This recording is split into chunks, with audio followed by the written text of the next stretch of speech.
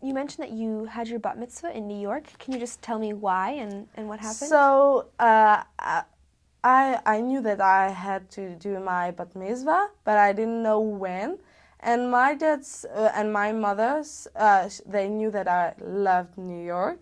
So when I was in the plane, they said to me, I was always preparing to my bat mitzvah, and they said, "Yeah, we've got a surprise. You're going to do your bat mitzvah in 2 days," and I was really excited, and I didn't know how it will be.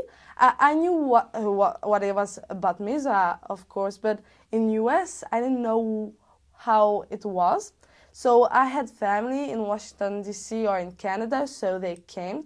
Not in France, they didn't came to the US, and so it was really great because I read the Torah in with the rabbi. In France, you never do this. You have just a book and you're reading it for your bat mitzvah.